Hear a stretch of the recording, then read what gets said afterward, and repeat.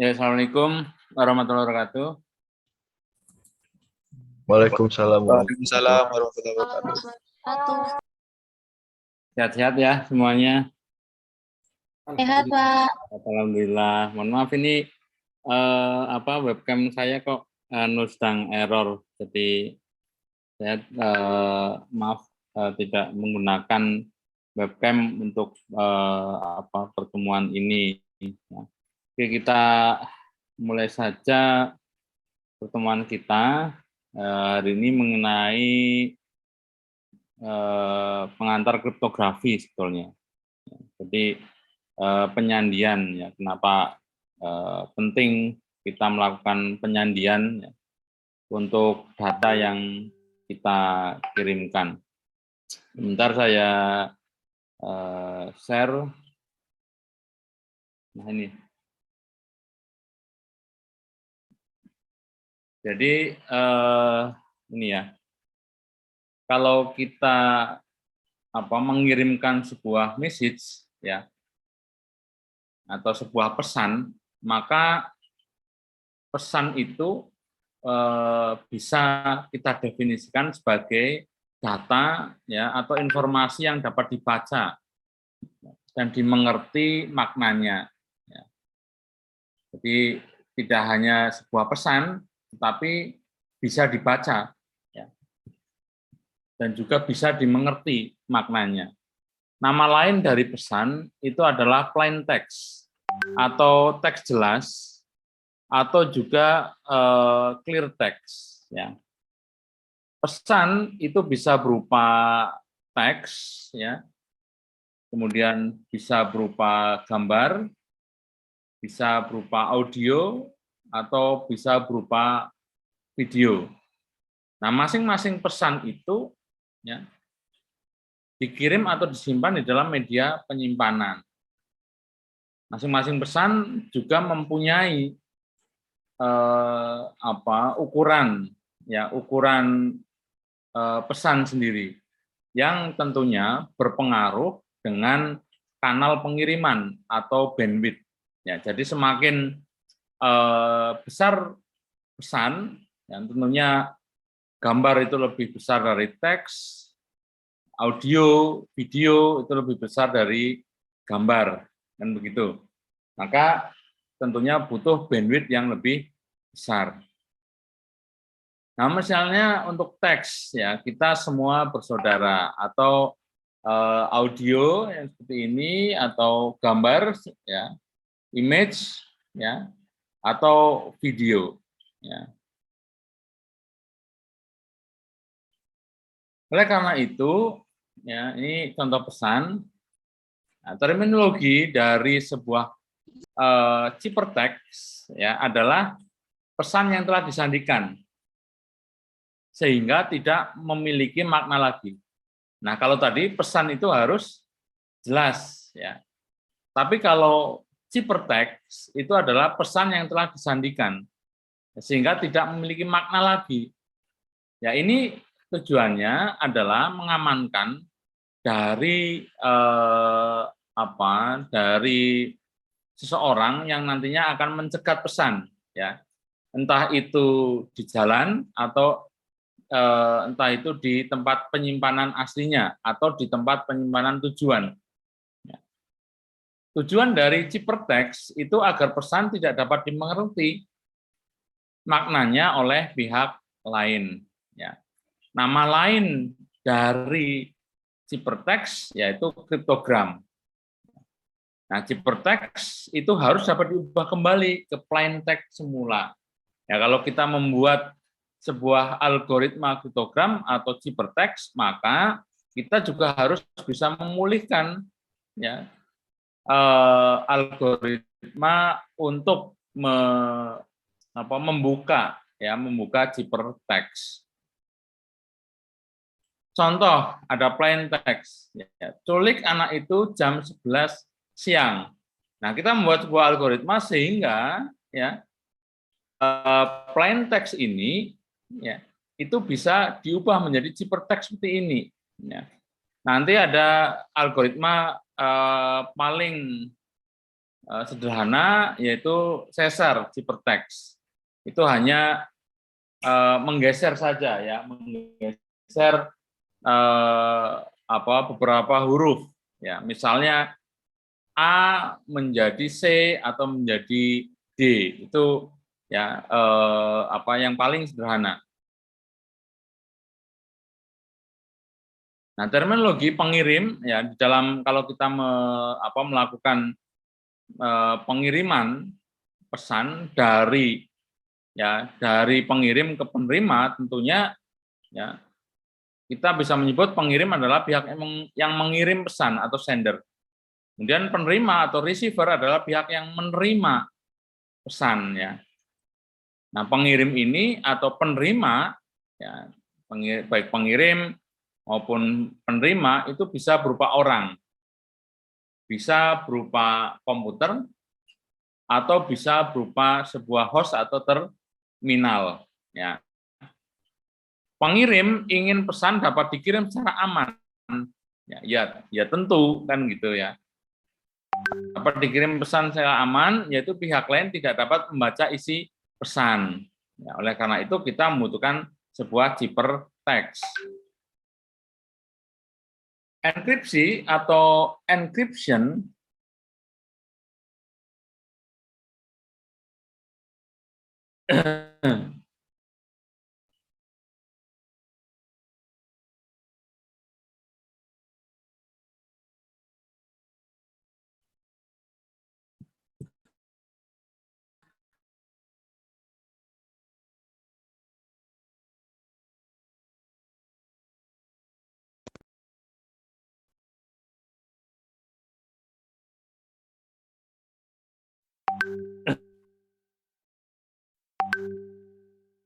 enkripsi atau encryption proses menjadikan plain text menjadi ciphertext. Ini namanya ya adalah enkripsi atau encryption. Nama lain enciphering atau standar nama menurut ISO 74982. Kemudian deskripsi atau description ya, itu proses mengembalikan ciphertext ya, teks yang dienkripsi menjadi ciphertext menjadi plain text lagi. Ya. Nama lain deciphering. Ya, standar namanya menurut ISO itu 74982. Nanti Anda bisa cari ya. Kalau misalnya tertarik untuk mempelajari ISO 74982 tentang enciphering dan deciphering. Plain text dienkripsi, ya, enkripsi ini algoritmanya macam-macam menjadi ciphertext. Ciphertext nantinya baru akan dikirim ya, dikirim ke tujuan, kemudian tujuan itu ya penerima itu melakukan deskripsi. Ya, deskripsinya menjadi plain text semula. Nah, kriptografi atau dari bahasa Yunani yang artinya script writing. Jadi menulis secara rahasia. Sebetulnya adalah sebuah ilmu dan seni untuk menjaga kerahasiaan pesan. Ya, jadi memang ini adalah ilmu untuk menjaga kerahasiaan pesan dengan cara menyandikannya ke dalam bentuk yang tidak dapat dimengerti lagi maknanya. Ya memang tujuannya seperti itu agar orang itu tidak bisa orang yang tidak berhak dengan pesan tersebut tidak dapat mengerti makna dari plain text yang sudah dienkripsi atau sudah dikriptografi. Kriptografi berkembang sehingga ia tidak lagi sebatas mengenkripsi pesan, ya, ia tidak lagi sebatas mengenkripsi pesan, tetapi juga memberikan aspek keamanan yang lain, ya.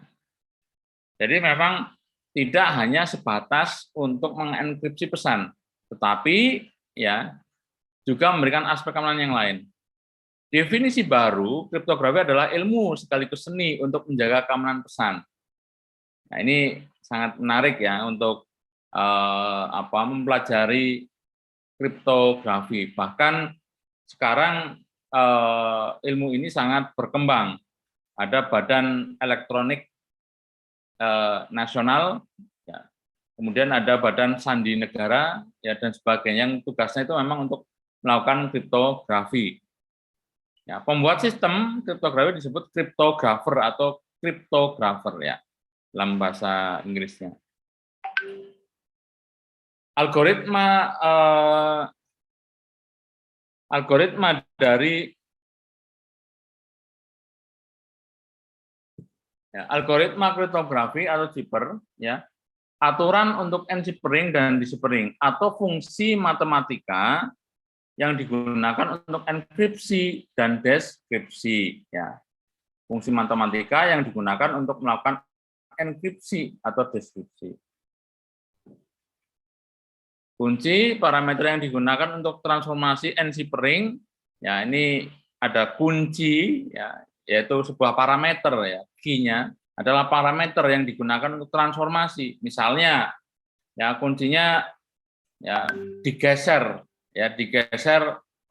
maju 3 kali, maka A itu nanti akan menjadi ya B, C, dan ya maju 3 kali ya B, C, D, ya. Jadi A akan digeser ke D, ya. Kemudian nanti B digeser ke E, ya, dan sebagainya.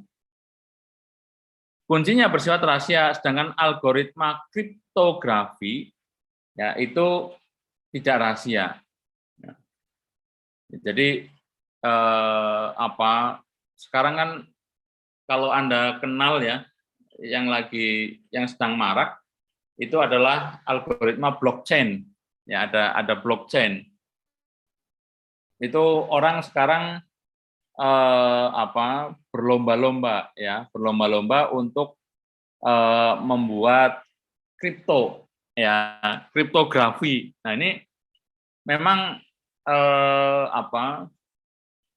memang targetnya itu kan membuat pesan yang bisa dilacak, ya, sehingga menjadi sebuah kemudian bisa dibuka ya dengan sebuah kunci. Tetapi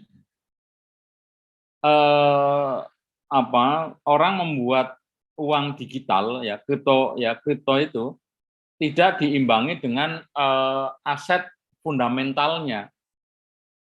Ya, misalnya kayak beberapa lah ya, bahkan artis itu ada yang punya, ada ASIC, ada macam-macam itu.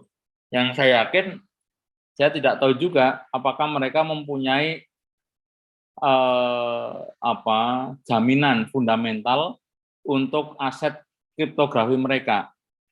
Misal mereka menerbitkan uang kripto ya dengan satu blockchain itu Rp100. Kemudian mereka menerbitkan 1 miliar kripto, yang artinya 1 miliar kali 100, ya 100 miliar, kan begitu ya, 100 miliar. Seharusnya ada underlying aset yang dijaminkan sebesar 100 miliar itu. Kalau aset itu naik, maka kriptonya ikut naik, kan seperti itu. Ya, banyak yang berminat. Kalau asetnya turun, ya, maka nilai kriptonya juga akan turun. Ya. Idealnya seperti itu. Ya. Akan tetapi kalau kita lihat, apakah aset itu mempunyai jaminan? Rata-rata tidak mempunyai jaminan, sehingga hanya mengolah algoritma kripto, kemudian muncul mata uang kripto yang sama sekali tidak ada jaminan, sehingga mudah untuk orang-orang dalam trading itu menyebutnya tradernya itu mempermainkan atau menggorengnya, kan begitu. Sehingga harga naik turun tidak karuan. Sebut saja mata uang kripto yang beberapa hari ini sedang marak, yaitu Luna. Ya, Luna. Itu dari harga berapa? 14, ya hampir 1,4 juta ya. Satu kripto itu sekarang hanya 14.000 saja. Ya, di beberapa negara itu sudah banyak yang stres karena mereka membeli harga dengan harga yang sangat tinggi. Kemudian asetnya turun dengan turunnya aset kripto mereka. Ini luar biasa, seperti kita dibohongi ya. Nah, sebetulnya itu hanya plain text saja ya. Oh, malah Rp2. Rp2. Ya. Itu sebetulnya hanya plain text saja yang di kriptografi sehingga menjadi ciphertext yang nantinya ya beberapa mata uang sudah digunakan ya, seperti saya pernah mendengar Habar ya. Ya, nanti ya seperti tulisannya begini, Habar itu digunakan oleh Google, oleh LG dan sebagainya untuk transaksi ya. Itu bisa nilainya bisa stabil. Tetapi kalau seperti ya saya tidak menyebutkan lah. Itu tidak bisa ditransaksikan, tidak bisa dijadikan mata uang untuk pembayaran, ya, yaitu nantinya nilai itu pasti akan turun. Nah, sistem kriptografi itu sebetulnya terdiri dari algoritma kriptografi. Ya, algoritmanya apa? Kemudian plain text-nya seperti apa? Atau teks aslinya seperti apa? Kemudian ciphertext, ya, artinya plain text, algoritma, kemudian menjadi ciphertext dan kuncinya, ya, dan kuncinya. Ini yang harus terpenuhi dari sistem kriptografi atau crypto system. Penyadap ini bisa saja ya, seperti yang kita sering bahas, kalau kita mempunyai sebuah pesan, ya, sebuah paket, kita bisa mengibaratkan kita akan mengirimkan dari A ke B misalnya, yaitu melalui kantor pos atau agen yang lainnya. Ya. Di kantor pos, ketika kita sudah menitipkan paket itu untuk dikirim, kita tidak tahu, ya, kita tidak tahu apakah ya di kantor pos itu paket kita itu dibuka, ya, paket kita itu dibuka, kemudian dilihat isinya, dikirimkan lagi, atau paket kita dibuka, kemudian diambil, ya, diambil paketnya, ya, beserta isinya, itu bisa, atau paket kita dibuka, diambil isinya dan diganti isinya, ya, kemudian baru diteruskan. Nah, ini oleh penyadap, ya, ini bisa kita bisa kita praktekkan juga dengan software yang namanya Ethereal. Ya. Nah, kan Anda bisa download, bisa praktek di komputer Anda masing-masing yang terhubung. Nah, minimal berarti ada 2 komputer. Kemudian Anda menyadap ya dengan memakai Ethereal. Atau dengan ya, ini yang paling mudah ya. Nanti teks yang disadap itu kalau tidak dienkripsi itu betul-betul ketara. Apa yang kita masukkan ya, kemudian loginnya, passwordnya itu terserap semua. Ya. Nanti bisa memakai Ethereal. Nah, nama lain dari penyadap itu bisa enemy, bisa adversary, bisa intruder, ya, interceptor atau bad guy, ya.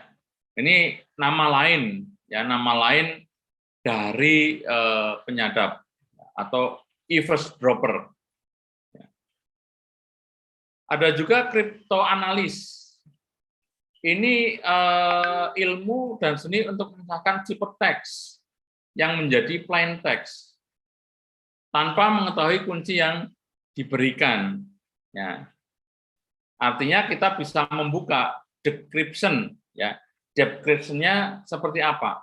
Nah, ini mahal juga profesi seperti itu. Ya, pelakunya disebut sebagai kriptoanalis, ya. Ini untuk untuk membuka, ya, membuka atau memecahkan ciphertext menjadi plain text. Pelakunya, ya, ini bisa bisa kita sebut, ya, pelakunya bisa kita sebut sebagai kriptoanalis. Ya. Kriptologi ini adalah studi mengenai kriptografi dan kriptoanalis. Nah, ini kriptologi. Persamaan kriptografer dan kriptoanalis. Keduanya itu sama-sama menerjemahkan, ya, menerjemahkan ciphertext, ya, menjadi plain text. Sama-sama pekerjaannya itu kriptografer dan kriptoanalis, ya, kriptoanalis. Sama-sama menerjemahkan dari ciphertext menjadi plain text. Bedanya apa? Bedanya kalau kriptografer itu bekerja atas legitimasi pengirim atau penerima pesan, ya, itu kriptografer. Jadi bekerjanya resmi. Ya, saya mendapat kiriman pesan seperti ini, ya, berupa ciphertext. Tolong Anda bukakan pesan itu. Kalau kriptoanalis itu bekerja atas nama penyadap yang tidak berhak. Nah, ini seperti black hat dan white hat, ya, black hat dan white hat. Atau ada juga yang wilayahnya abu-abu, yaitu grey hat, membela yang bayar. Ya, asalkan bayarannya tinggi, dia bisa menjadi black hat atau dia bisa menjadi white hat.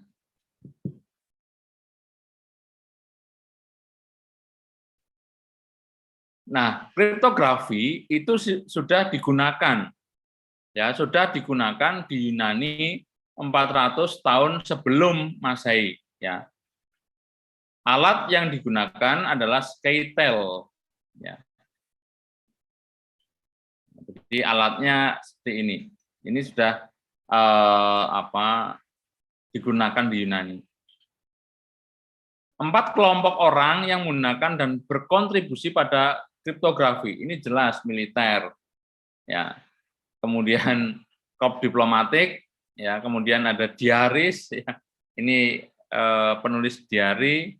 Kemudian ada lovers, ya. Ini biar tidak diketahui, ya. Sukanya menulis pesan-pesan yang hanya bisa dibaca oleh dirinya dan orang yang memang diberikan haknya. Ya, ini spesial untuk diaris dan lovers itu bahasanya mungkin algoritma masing-masing. Pengiriman data melalui saluran komunikasi, ini aplikasi kriptografi, ya, data encryption on motion, ya. Kemudian penyimpanan data di dalam disk storage atau data encryption at rest. Ya. Ini aplikasi kriptografinya. Data encryption on motion. Nah, sinyal yang ditransmisikan dalam percakapan dengan handphone. Ini jelas harus dienkripsi. Ya. Saya beberapa orang, kenapa apa ya, lebih suka menggunakan Nokia yang dulu, ya, Nokia yang seri N3310 daripada menggunakan Android, ya, karena orang tidak tertarik untuk melakukan hacking di HP-HP yang lama.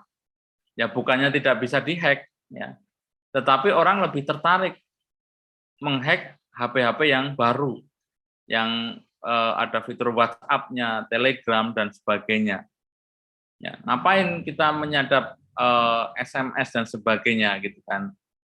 Ya, makanya orang-orang yang terkenal itu malah biasanya, atau orang-orang yang pengusaha dan sebagainya itu malah biasanya itu menggunakan Nokia yang lama. Nah, contoh data encryption on motion itu yang kedua adalah nomor PIN kartu ATM yang ditransmisikan dari mesin ATM ke komputer bank. Ya, itu data encryption on motion. Ya, sinyal yang ditransmisikan dalam percakapan dengan handphone atau nomor PIN. Ya, nomor PIN ya sebetulnya kan di dalam chip kita itu ini ya, itu adalah storage ya. Chip ATM kita itu sebetulnya storage yang ukurannya mungkin kilobyte, yang hanya cukup untuk menyimpan sebuah PIN dan juga untuk detect lokasi. Ya. Kenapa bisa detect lokasi? Ya, itu untuk kepentingan ya, untuk kepentingan entah bank, entah kepolisian dan sebagainya. Jadi kalau kita membawa ATM kita, kemudian dilakukan pelacakan, meskipun dia tidak mengaksesnya di mesin ATM, ya tetap terlacak. Karena sebetulnya itu ada sinyalnya ya. Ini itu ada sinyalnya.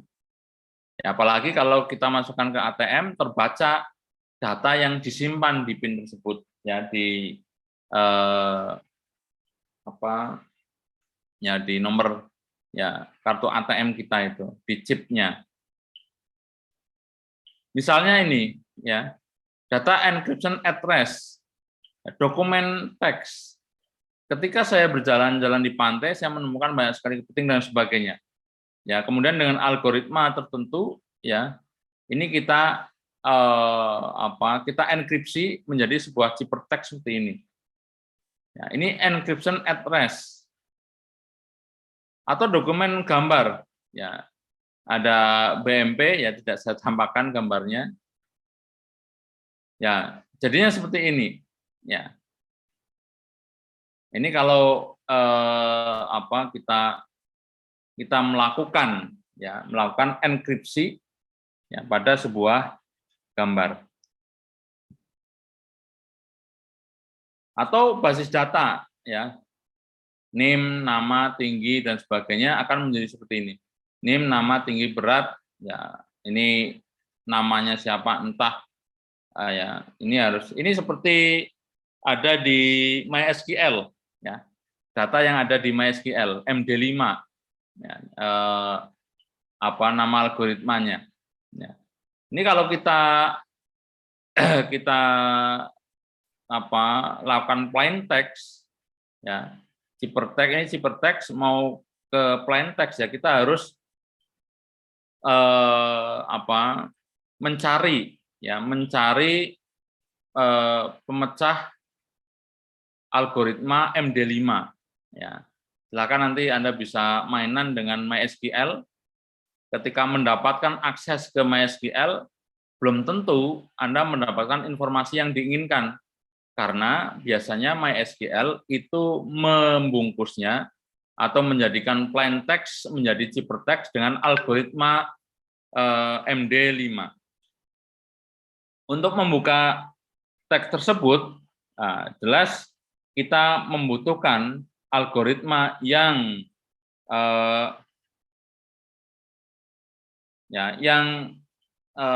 bisa atau yang berlawanan dengan MD5. Nah, kehidupan saat ini itu dikelilingi oleh kriptografi. Ada ATM, ada telepon genggam, ada komputer, ada internet, gedung bisnis, sampai ke pangkalan militer. Ini semuanya ya, di masing-masing itu ada kriptografi. Tetapi biasanya kita itu kurang care, ya. Kurang care-nya apa? Ya, misalnya kita itu malah senang ya kalau rumah kita itu bisa dilihat dengan menggunakan Google Street View. Ya. Padahal itu kan menunjukkan jalan ke rumah kita. Ya. Orang akan lebih mudah mencapai rumah kita. Ya, kalau niatnya baik untuk silaturahmi, kalau niatnya buruk. Ya. Tetapi ada juga yang ini ya, memang saya pernah membaca, agak lupa di mana ya. Jadi ada seorang yang mempunyai rumah, kemudian dia menjumpai rumahnya itu bisa dilewati ya, atau bisa dilihat dengan Google Street View. Dan di Google Street View itu di jalan itu ada ibunya, ya, ada ibunya yang sedang berjalan, kebetulan sedang berjalan, ya. Nah, ibunya itu ternyata sudah meninggal. Jadi dia senang melihat peta rumahnya itu di Google Street View karena bisa sewaktu-waktu melihat ibunya yang sudah meninggal itu. Tapi di beberapa negara maju ya itu banyak yang komplain dengan adanya Google Street View.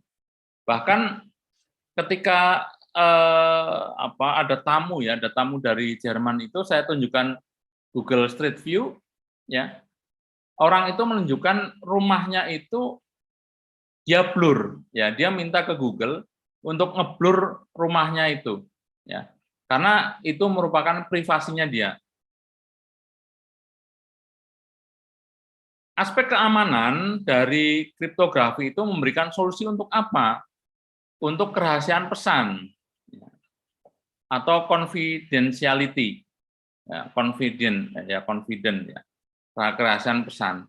Kemudian keabsahan pengirim, ya, jadi betul-betul pengirim ya yang dimaksud adalah yang mengirimkan pesan ke kita atau user authentication atau keaslian pesan saya mengirimkan pesan usernya otentik, tetapi pesannya itu belum tentu otentik. Karena apa? Yaitu karena mungkin kena eavesdropping, ya, kena penyadapan. Kalau kena penyadapan, pesan itu menjadi tidak asli, atau pesan itu menjadi tidak authentication, message authentication. Ya. Kemudian anti penyangkalan, non repudiation. Ya. Kalau saya menerima pesan, kemudian pesannya kebetulan itu buruk, ya, kemudian saya komplain, ya, maka yang mengirimkan pesan itu tidak bisa menyangkal kalau pesan itu berasal dari dia. Ya. Ini nanti ada metode yang namanya SSL dan sebagainya. Misalnya notasi matematikanya ya C sama dengan ciphertext, ya, P sama dengan plain text, ya. Fungsi enkripsi E memetakan P ke C, ya. Enkripsi plain text sama dengan ciphertext. Kemudian deskripsi dari ciphertext sama dengan plain text, ya. Ini notasi matematisnya. Fungsi enkripsi dan kripsi harus memenuhi sifat, ya. Deskripsi dari enkripsi sebuah plain text sama dengan plain text itu sendiri, ya. Karena apa? Karena enkripsi dari plain text itu adalah ciphertext. Ciphertext dideskripsikan menjadi plain text, ya.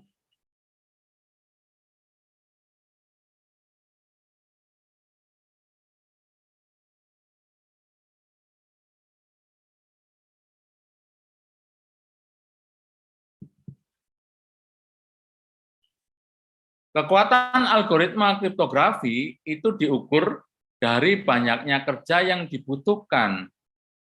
Ya, kekuatan algoritma dari kriptografi ya, itu diukur dari banyaknya kerja yang dibutuhkan untuk memecahkan data ciphertext menjadi plain text. Ya.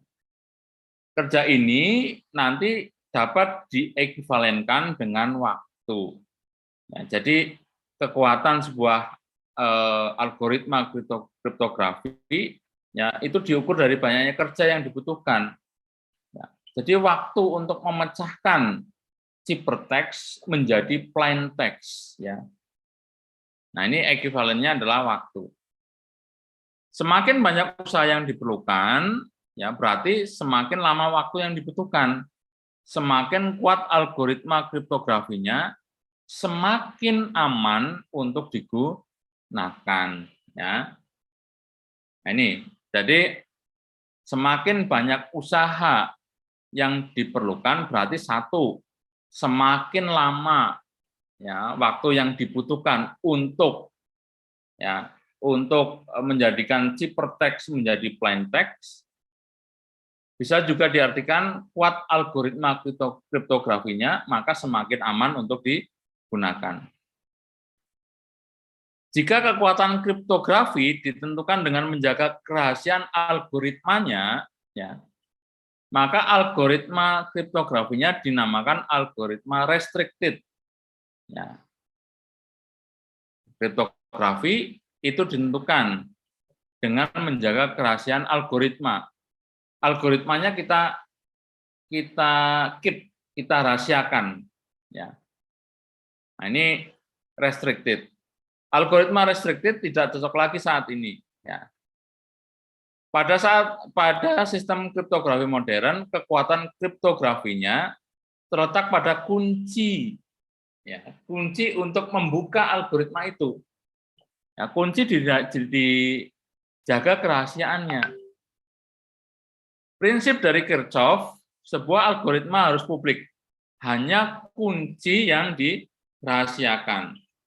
Jadi kalau saya mengirim, ya, saya mengirim sebuah pesan, pesan itu saya kunci, ya, saya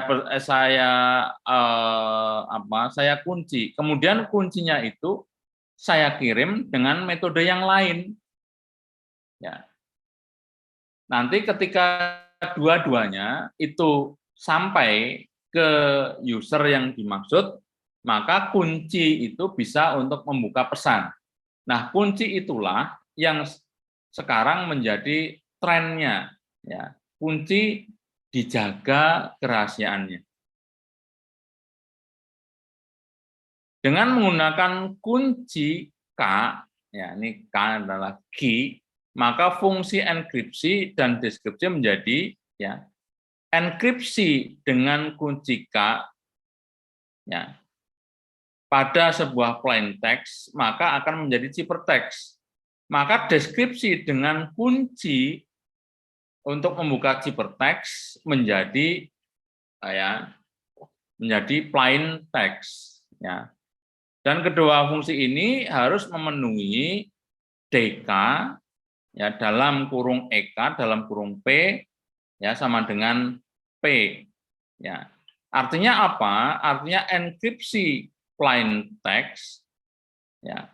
Deskripsi dari enkripsi plain text menjadi plain text atau enkripsi dengan kunci ya ke sebuah plain text akan menjadi ciphertext. Kemudian deskripsi menggunakan kunci ciphertext akan menjadi plain text. Ya. Plain text dienkripsi ditambahi dengan kunci akan menjadi ciphertext. Ciphertext dideskripsi dengan menggunakan kunci ini maka akan menjadi plain text semula. Ya.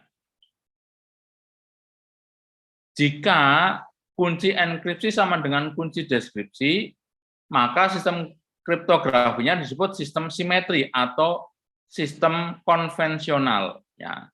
Jadi kalau kunci ini yang untuk mengenkripsi sama dengan kunci untuk melakukan deskripsi itu sama, maka ya sistem itu adalah sistem simetri atau sistem konvensional. Algoritma kriptografinya disebut algoritma simetri atau algoritma konvensional. Contoh algoritma simetri ya ada DES ya atau data encryption standar, ada Rinsdale, ada Blowfish, ada IDEA dan lain-lainnya. Ini adalah algoritma simetri, algoritma yang menggunakan kunci yang sama untuk melakukan enkripsi dan untuk melakukan deskripsi. Jika kunci enkripsi tidak sama dengan kunci deskripsi, ini, jika kunci enkripsi itu tidak sama dengan kunci deskripsi, maka disebut sebagai sistem near symmetry atau asymmetric system. Ya. Nama lain dari sistem kriptografi kunci publik, ya, karena kunci enkripsi bersifat publik, sedangkan kunci deskripsi bersifat rahasia atau secret key atau private key. Contoh algoritma near symmetry adalah RSA, Rivest Samir Adleman. Ya, jadi kunci yang digunakan untuk melakukan enkripsi itu tidak sama dengan kunci yang digunakan untuk melakukan deskripsi. Ya, itu namanya asymmetric system atau sistem near symmetry. Nah, ini algoritmanya, ya algoritma near symmetry ada RSA atau Rivest Samir Adleman. Plain text dienkripsi dengan kunci K1 ya menjadi ciphertext. Ciphertext dideskripsi ya itu dengan kunci 2 menjadi plain text semula. Ini near symmetry. Ya, ada pertanyaan sampai di sini ya, nanti akan saya kirimkan ya, akan saya kirimkan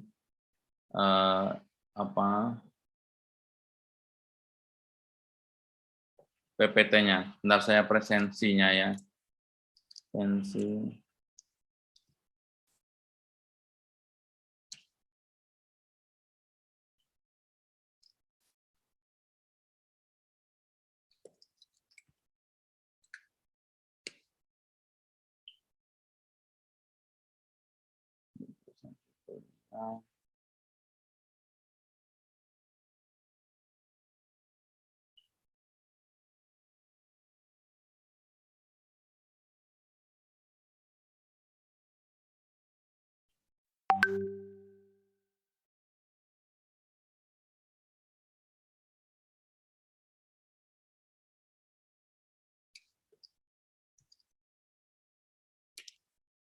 Kunti Nur Aziza. Kunti.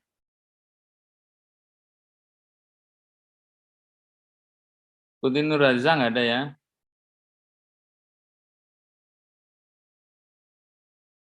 Sylvia.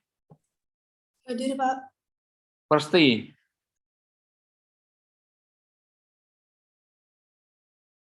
Salma.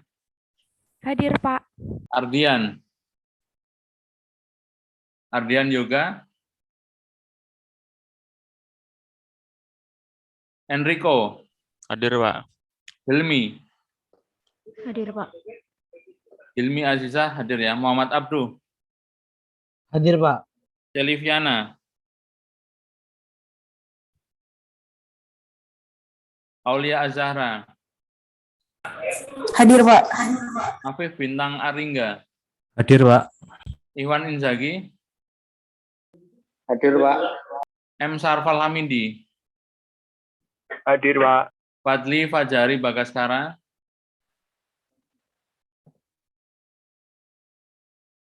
Muhammad Omega Mandikani. Hadir, Pak. Misan Ulhaq. Hadir, Pak. Bayu Daru Isnandar. Bayu. Widya Ardianto.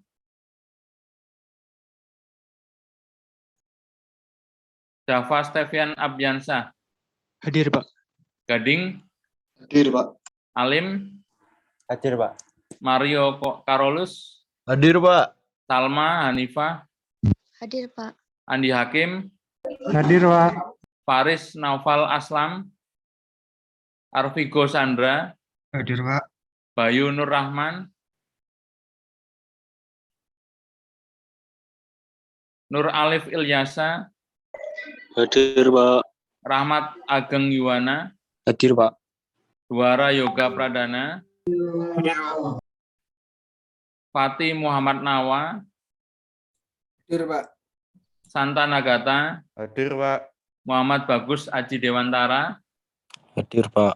Banun Berlian. Hadir, Pak. Ya, Muhammad Raihan. Hadir, Pak. Satya Adiyaksa Ardi. Hadir, Pak. Ilham Fikriansa.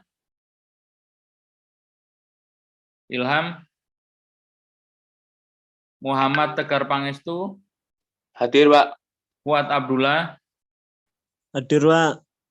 Prabata Nandi. Hadir, Pak. Ishak Hanan Rosen.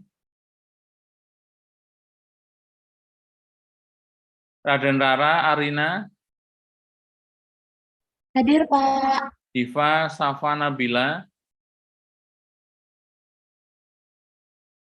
Diva Safa. Raden Alam Sanjaya. Hadir, Pak. Maria Bernadetta Carlota. Hadir, Pak. Haidar Ramadhani. Hadir, Pak. Ya. Ada yang pindah tidak ya? Atau ada yang keluar? Tidak ada ya?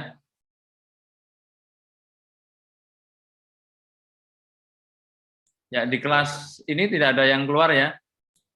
Tidak, Pak. Tidak ya, oke. Oke, terima kasih. Saya akhiri kuliah ini sampai di sini. Selamat malam. Wabillahi taufiq wal hidayah. Wassalamualaikum warahmatullahi wabarakatuh. Waalaikumsalam warahmatullahi wabarakatuh. Warahmatullahi wabarakatuh. Terima kasih, Pak. Terima kasih. Selamat malam. Selamat malam.